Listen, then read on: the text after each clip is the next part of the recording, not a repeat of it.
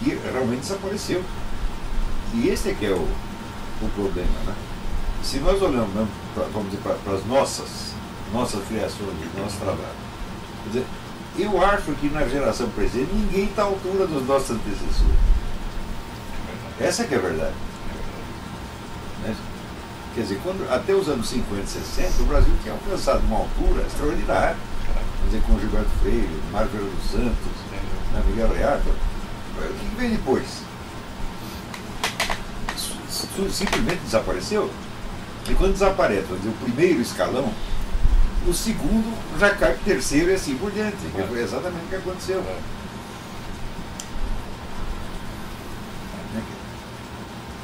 Agora, isso aí não é só um problema de... E o pior é que, assim, da forma como as coisas estão e da forma como elas estão se prolongando no tempo, a tendência é isso que poderia ser um hiato de civilização, digamos. Não, a tendência é se tornar a regra. Claro, claro. Eu comparo isso assim, com uma crise esquizofrênica. A gente tem uma crise esquizofrênica que fica 3 dias, aí toma um remédio, toma um eletrochoque e volta. Agora, se ele ficar 3 anos, ele não volta mais. Porque deu um hiato a identidade dele foi cortada. Quer dizer, mesmo que volte a funcionar normalmente, a integridade da sua biografia interior está rompida, ele não tem mais como se reencontrar. E eu acho que no Brasil isso aí está durando demais. Né? E vamos dizer, na passada de uma geração para outra, tudo se perde. Exatamente. Inclusive o senso, vamos dizer, da história contemporânea, eu acho que foi totalmente perdido, porque em matéria de história contemporânea, nós só vemos no Brasil a história de um grupo, que é, vamos dizer, esse pessoal da esquerda, que era, no tempo de 64, 10 mil pessoas, vamos supor 20 mil. Esses 20 mil contam a sua história insistentemente, publicam milhares de livros todos os anos, e você fica com a impressão que aquilo é a história do Brasil. E agora, com o governo como se na verdade piorou ainda. Há uma década e meia, todos os livros didáticos agora repetem a mesma mentira. A absoluta necessidade que eles têm de manter uma narrativa ideologicamente coerente. Então todos os fatos que não estão dentro daquela coerência foram simplesmente excluídos e esquecidos. Exatamente. Então você não tem contraste, é uma história sem... não sei quem eu acho que foi o Zé Honório Rodrigues, que aliás é um cara esquerdista, a historiografia sem problema histórico. É uma história sem problemas. Tudo está explicado, né? tudo é unívoco, e você não tem contradição, você não tem paradoxo, você não tem dificuldade. Né? E, vamos dizer, a seleção assim, do bem e do mal já está dada de uma vez por todas. Primeiro, por exemplo, uma coisa característica, quando se conta a história da esquerda no Brasil, é a história da esquerda no Brasil, como se essa esquerda fosse um fenômeno exclusivamente nacional, limitado, vamos dizer, pelas fronteiras. Como se não fosse, vamos dizer, uma parte de um aparato mundial que estava agindo no mundo inteiro. Né? Então, por exemplo, as 400 vítimas aí da ditadura, né? Bom, de fato, houve 400 vítimas, é bastante gente, mas quantos, esses mesmos 400 e os seus colegas ajudaram a matar em Cuba, em Angola, na China, porque todos eles participavam, estavam toda hora indo lá e recebendo curso, ocupando cargos na hierarquia desses países. Quer dizer, e referendando intelectualmente. Escrevendo, escondendo fatos. A gente vê, por exemplo, só em Angola, né? Quando o Fidel Castro invade Angola, aliás, com a ajuda do governo militar brasileiro, é curioso, o pessoal fala dos crimes da ditadura, e esse que foi o maior dos crimes, ninguém menciona, porque foi cometido com a ajuda da esquerda, então esse não existe. Então quer dizer que matar 400 terroristas brasileiros é muito mais grave do que você matar 10 mil civis em Angola, que Angola está lá longe, quem está ligando com os angolanos? Que se dane. Né? Então, mas isso tudo é a nossa história. Agora, isso desapareceu completamente. Então, vamos dizer, fica uma história autorreferendada, autoconfirmativa. É um grupinho que conta a sua história não para reconstituir o que aconteceu, mas para reforçar a sua identidade, para criar um senso de solidariedade interna. E isso aí, vamos dizer, a produção de livros desse tipo é uma coisa monstruosa. Não para. E isso tudo é usado no ensino também, é repetido pela televisão, pelo cinema, etc.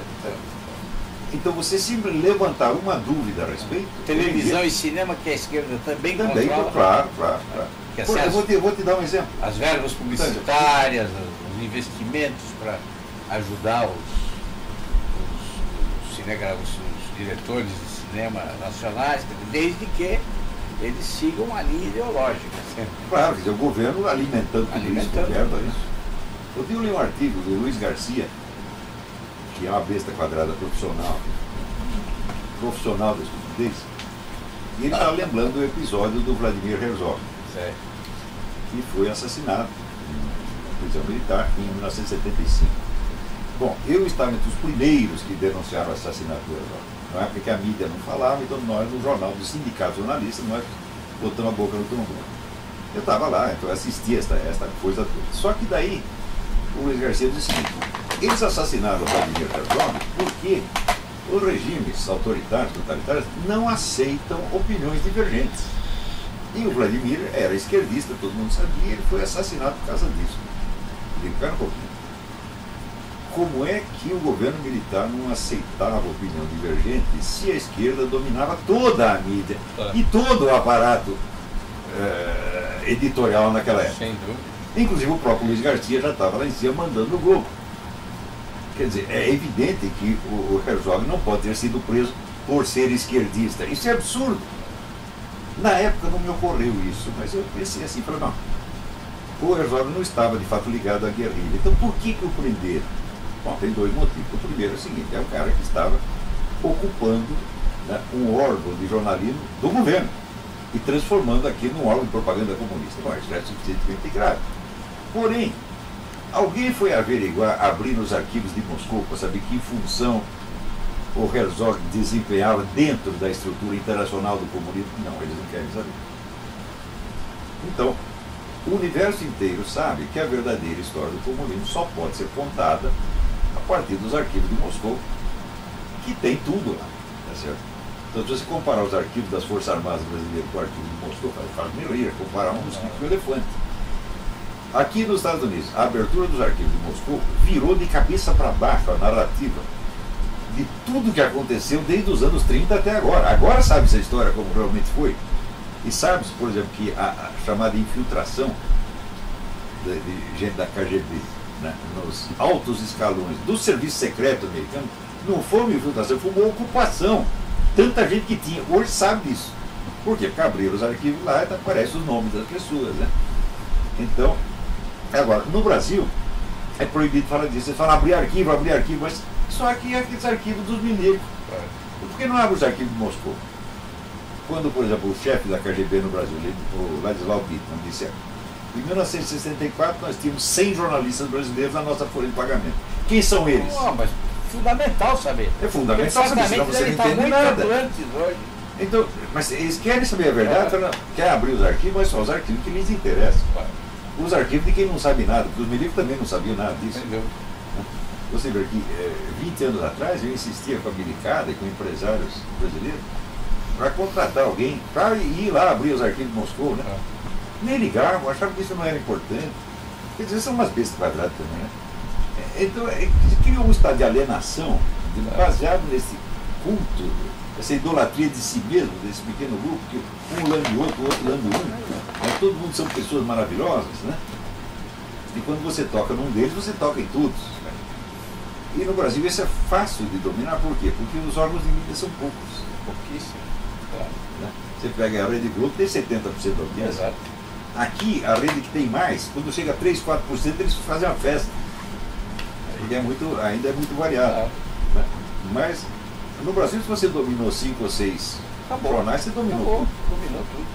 Quer dizer, isso tudo, vamos dizer, é claro que isso pesa na coisa, mas não pesaria tanto se não tivesse esse fenômeno, não tivesse acontecido num ambiente que já era propício para isso, quando você já tinha esse desamor ao conhecimento, esse desprezo ao conhecimento já, né, há muito tempo. Miguel, você não quer fazer uma comparação com que situação de Portugal atual? Bem, posso falar em várias vertentes. Se calhar vou escolher a vertente militar. Posso falar na filosófica, posso falar na literatura, ou melhor, na infraliteratura, e enfim, posso falar em muitos aspectos, mas se calhar agora, para começar, vou abordar esse do militar. E o militar foi aquele que teve um impacto enorme, devastador, no Portugal de hoje. Ou seja, quando Portugal perde as províncias ultramarinas, quando perde o ultramar, quando perde nomeadamente a Guiné, quando perde Angola, quando perde Moçambique e quando perde Goa, Portugal não tem hipótese nenhuma no contexto europeu, a não ser que possa reforçar os laços afetivos, económicos e políticos. E isso é o que hoje se chama a lusofonia. Eu tenho algumas dificuldades em compreender a lusofonia naqueles aspectos que são mais ligados, talvez, à cultura oficial, às universidades e até mesmo a organismos do Estado que, de certa forma, não atendem nem querem atender ao que foi realmente a missão dos portugueses no mundo. Eu não digo que não haja pessoas capacitadas, raras pessoas hoje em dia compreendem essa missão histórica dos portugueses no mundo. Mas aquilo que aconteceu verdadeiramente no ultramar foi um traumatismo, uma tragédia para os portugueses. E já que falamos em comunismo, acho que podemos e devemos acentuar que nas universidades, nos dias de hoje, nas escolas, enfim, nos institutos que se dedicam à política e que se dedicam à sociologia, há uma distorção da verdade histórica relativamente ao que se passou em Portugal, sobretudo depois do 25 de Abril. O 25 de Abril não tem nada a ver com a democracia. Também não tem nada a ver com a liberdade. E o que aconteceu com o 25 de Abril é a implantação do comunismo forte e feio em Portugal. É claro que o comunismo não poderia durar como durou, alguns meses, e teria que dar lugar a uma coisa mais suave. E essa coisa mais suave chama-se socialismo. Agora, é preciso terem atenção que o comunismo e o socialismo são sempre financiados. E nós temos que saber quem é que está a financiar. Ora, o Salazar é considerado um ditador hoje em dia. E é considerado até um monstro pelos democratas que hoje, de certa forma, estão à frente das instituições, estão à frente das universidades e estão à frente da comunicação social. O Salazar sabia perfeitamente quem estava a financiar os movimentos terroristas, que não são movimentos emancipalistas, nem são movimentos de independência, não tem nada a ver com a liberdade de Angola, nem Moçambique, nem na Guiné. Nós temos os nórdicos, temos os países nórdicos a financiar os movimentos, não de libertação, mas os movimentos terroristas, tanto em Angola, como na Guiné e como em Moçambique. Nós temos, por exemplo, os Estados Unidos a fazer o jogo da Rússia, da União Soviética. Ou seja, depende dos indivíduos que nós consideramos. Por exemplo, o Kissinger foi um dos tipos, o Kissinger e o Franco Carlucci foram um dos indivíduos que serviram de Portugal para fazer uma espécie de laboratório para ver o que é que acontecia com as consequências do comunismo. Nós temos, por exemplo, o financiamento. Nós temos até os próprios americanos a financiarem com dólares a entrada de material, não diretamente, mas indiretamente, da União Soviética, por exemplo. Ora, militarmente, nós podemos fazer, se calhar, uma comparação com o Brasil. Quer dizer, a comparação que se pode fazer é o regime militar de 64, em que me parece que o Olavo diz, pode-me corrigir agora, que a reação militar tem um propósito, quer dizer, não é uma coisa que aparece do nada. E os comunistas, de certa forma, já estavam, não é, a agir em termos militares, digamos assim, ou terroristas, para que haja uma reação militar. Os militares perdem depois a guerra no sentido cultural. Quer dizer, os comunistas, de certa forma, vão ocupando os espaços. E eles nisso são muito bons. Porque eles têm financiamento. Eles têm manuais. Eles sabem perfeitamente como destruir as leis. E eles sabem perfeitamente como se infiltrar em todos os países e destruir todos os países que eles querem. Ora, isso aconteceu, por exemplo, em Angola. Mas isso tem que ser feito com a colaboração, eu não diria de portugueses, mas de grandes sacanas. E os militares realmente foram os responsáveis pela introdução dos movimentos armados em Angola, por exemplo. Rosa Coutinho, chamado o Almirante Vermelho pelo Spindler, que era o outro ignorante. Mel Antunes, Mário Soares, imensos indivíduos que, de certa forma, estavam comprometidos com o comunismo. Todos estes estavam comprometidos com o comunismo. E eles, de certa forma não, diretamente e indiretamente, colocam os movimentos terroristas em Luanda. Inclusivamente, já tinha há pouco falado com o Olavo. E há delegações que chegam de avião. E isto é tudo permitido pelos militares, depois do 25 de Abril. Cada delegação traz cerca de 600 homens armados, financiados. Quando, na periferia de Angola, tudo estava num caos e numa anarquia.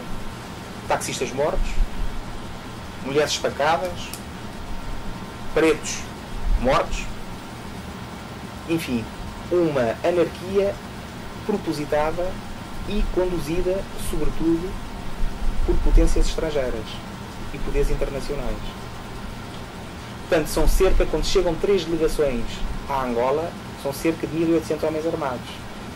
As armas vão sendo infiltradas nos moceques. Indivíduos pretos que não sabem o que são armas começam a disparar para o outro lado. Quando chega a primeira delegação, MPLA,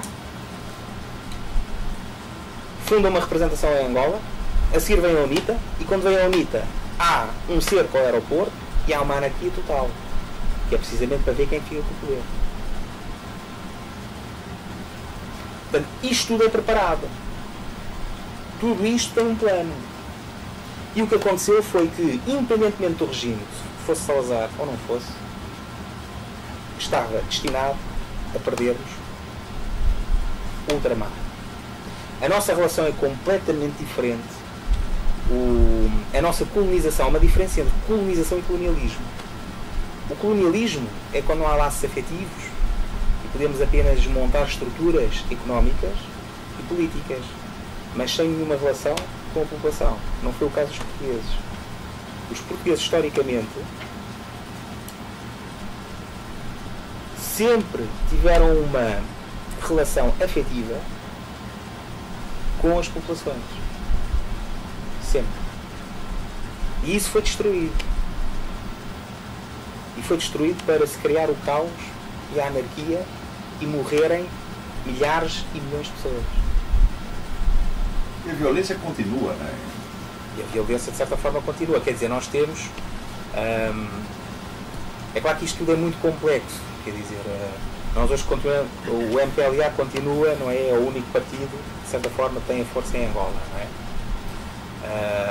Aliás, na altura, o Rosa Coutinho financiou, na altura, com 10 mil contos mensais de cada movimento, favorecendo sempre o MPLA.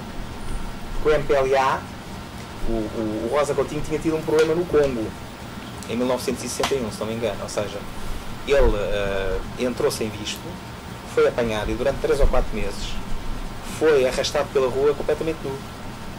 Parece que no Quénia havia precisamente da parte, não posso ter esta certeza, mas parece-me, constou-me, que era uma prática seguida provavelmente pelos ingleses em relação a determinados, enfim, indivíduos que tivessem cometido delitos, qualquer coisa do género. E isso foi, quer dizer, isso foi praticado no Congo, com o Rosa Coutinho.